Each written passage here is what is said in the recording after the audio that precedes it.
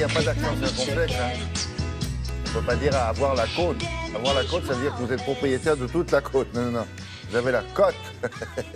Alors, c'est un constructeur allemand. Oui. Il vient de mettre sur le marché. Alors, un nouveau SUV, qu'est-ce que c'est qu'un SUV? On rappelle pour ceux qui... On rappelle, un suivent SUV, pas. c'est un mélange de monospace et de 4x4. Généralement, c'est une voiture qui a 4 roues motrices. Ouais. Donc là, il s'agit de l'Audi Q5 qui existe depuis 2008. C'est une voiture qui s'est très, très bien vendue puisqu'elle était leader de sa catégorie jusqu'en 2015. Un marché encombré, hein.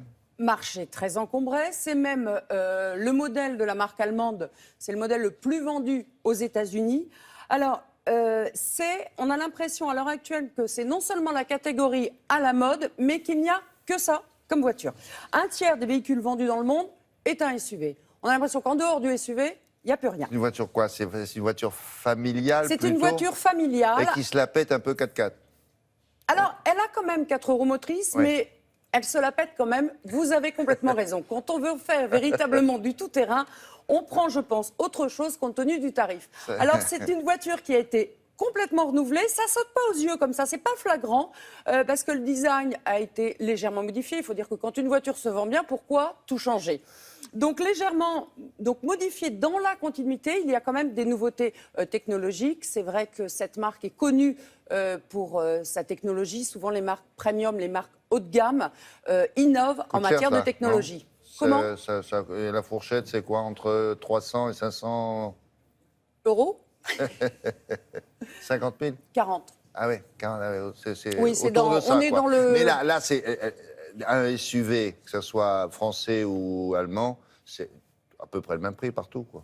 Alors, c'est surtout allemand, les marques premium. Ah, oui, donc c'est Mercedes, c'est également suédois avec Volvo. C'est dans ces tarifs-là. Ouais. Les voitures sont chères. Elles sont bourrées de technologie, mais elles sont chères. Allez. Je vous emmène au Maroc, dans les contreforts de l'Atlas, la découvrir.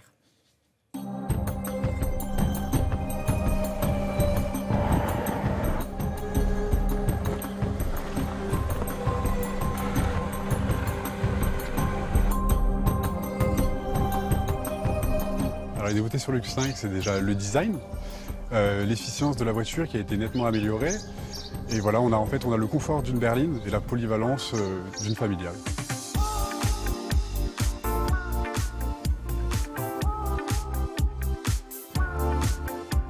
Dans les SUV aujourd'hui, on retrouve toutes les astuces qu'il y avait auparavant dans les monospaces pour plus de modularité, pour pouvoir accueillir des familles pour des longs voyages. Il y a un nouveau système Quattro. Audi a toujours eu des systèmes Quattro. En quoi ce système est nouveau?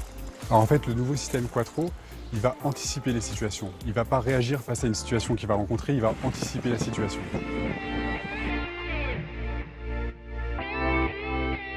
Le système est en permanence en 4 roues motrices et c'est vraiment quand la situation le permet qu'il passe en 2 roues motrices.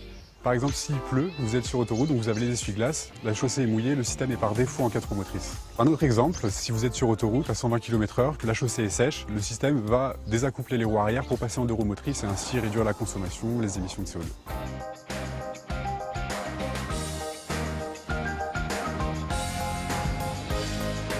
C'est la grande nouveauté sur cette nouvelle Audi Q5, il y a une suspension pneumatique qui est disponible.